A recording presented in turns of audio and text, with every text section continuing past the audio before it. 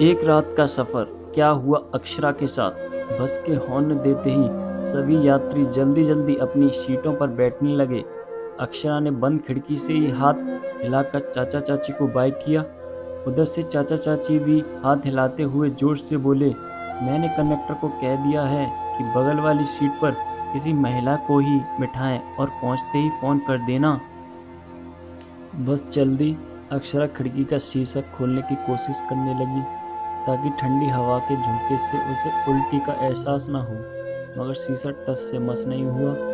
तो उसने कंडक्टर से शीशा खोल देने को कहा। कंडक्टर ने पूरा शीशा खोल दिया। अक्षरा की बगल वाली सीट अभी भी खाली थी। उधर कंडक्टर का एक दंपति से कह रहा था, भाई साहब प्लीज़ आप आगे वाली सीट पर बैठ जाएं तो आपकी मैडम के साथ एक लड़की को बैठा दूं। देखिए ना, रात भर का सफ़र है, कैसे बेचारी पुरुष के साथ बैठेगी। अक्षरा ने मुड़कर देखा। कंडक्टर पीछे वाली सीट पर बैठे युवा जोड़े से कह रहा था। आदमी तो आगे आने के लिए मान गया, पर औरत की खींच को भांप अक्षरा बोली, मुझे उल्टी होती है, उनसे कहिए ना मुझे खिड़की की तरफ वाली सीट दे दें। वह सब आप खुद देख लीजिए, कंडक्टर ने टुक लहजे में कहा। तो अक्षरा झल्ला कर बोली, तो फिर मुझे नहीं जाना, मैं अपनी सीट पर ही ठीक हूँ। कंडक्टर भी अव्वल दर्जे का जिद्दी था। वह तुनक कर बोला, अब आपकी बगल में कोई पुरुष आकर बैठेगा तो मुझे मत बोलिए। आपके पेरेंट्स ने कहा था, इसलिए मैंने आपके लिए महिला के साथ ही सीट अरेंज की। तभी झटके से बस रुकी और एक दादानुमा लड़का बस में चढ़ा और लपक कर ड्राइवर का कॉलर पकड़कर बोला, क्यों बे, मुझे छोड़कर भागे जा रहा था? मेरे पहुंचे बिना बस कैसे चला दी तूने? ड्राइवर डर गया। मौका देखकर कंडक्टर ने हाथ जोड़ते हुए बात खत्म करनी चाहिए। आइए बैठिए, देखिए ना बारिश का मौसम है, इसीलिए नहीं तो आपके बगैर उस लड़के को अक्षरा की बगल वाली सीट पर ही बैठा दिया। अक्षरा समझ गई कि कंडक्टर बात ना मानने का बदला ले रहा था। उसने खिड़की की तरफ मुंह कर लिया। बारिश शुरू हो चुकी थी और बस अपनी रफ्तार पकड़ने लगी थी। टेढ़े मेढ़े घुमावदार पहाड़ी रास्तों पर अपने गंतव्य की ओर बढ़ती बस के शीशों से बारिश का पानी रिस रिस कर अंदर आने लगा। अभी सभी अपनी अपनी खिड़कियां बंद किए हुए थे। अक्षरा ने भी अपनी खिड़की बंद करनी चाहिए, लेकिन शीशा अपनी जगह से टस से मस नहीं हुआ। उसने इधर उधर देखा। कंडक्टर आगे जाकर बैठ गया था। पानी रिसते हुए अक्षरा को भिगा रहा था। तभी बगल वाले लड़के ने पूछा, खिड़की बंद करनी है तो मैं कर देता हूँ। अक्षरा ने कोई उत्तर नहीं दिया, फिर भी उसने उठकर पूरी ताकत लगाकर खिड़की बंद कर दी। पानी का रिसना बंद हो गया। बाहर बारिश भी तेज हो गई थी। अक्षरा खिड़की बंद होते ही अकुलाने लगी।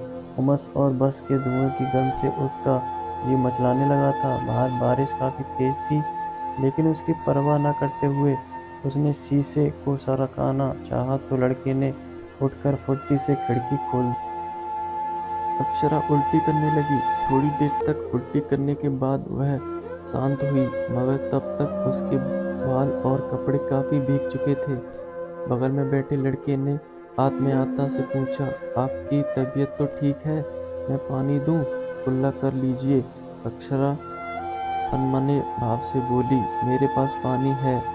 वह फिर बोला, आप अकेली ही जा रही हैं? आपके साथ कोई नहीं है? अक्षरा इस सवाल से असहज हो उठी। क्यों, मेरे अकेले जाने से आपको क्या लेना? जी मैं तो यूं ही पूछ रहा था।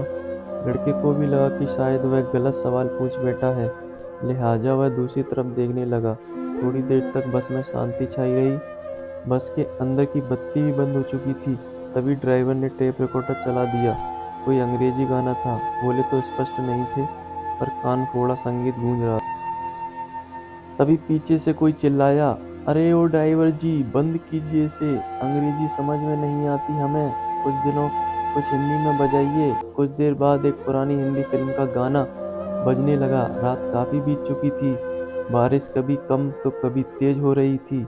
बस पहाड़ी रास्ते की सर्फिली ढलान पर आगे बढ़ रही थी। सड़क के दोनों तरफ उगी जंगली झाड़ियाँ अंधेरे में तरह तरह की आकृतियों का आभास करवा रही थी।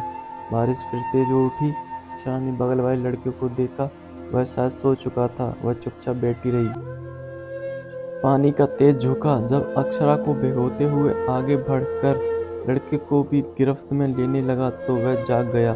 अरे इतनी तेज बारिश है, आपने उठाया भी नहीं, कहते हुए उसने खिड़की बंद कर दी। थोड़ी देर बाद बारिश थमी तो खुद ही उठकर खिड़की खोल भी दी और बोला, फिर बंद करनी हो तो बोलिएगा, और आंखें बंद कर ली। अक्षरा ने घड़ी पर नजर डाली। सुबह के 3 बज रहे थे। नींद से उसकी आंखें बोझिल हो रही थीं। उसने खिड़की पर सिर टेक कर सोना चाहा, तभी उसे लगा कि लड़के का पैर उसके सामने की जगह पर फैला हुआ है। उसने डांटने के लिए जैसे ही लड़के की तरफ सिर घुमाया तो देखा कि उसने अपना सिर दूसरी तरफ झुका रखा था और नींद की वजह से तिरछा हो गया था। उस उस पर पैर अपनी सीट की वजह अक्षरा की सीट के सामने फैला गया था।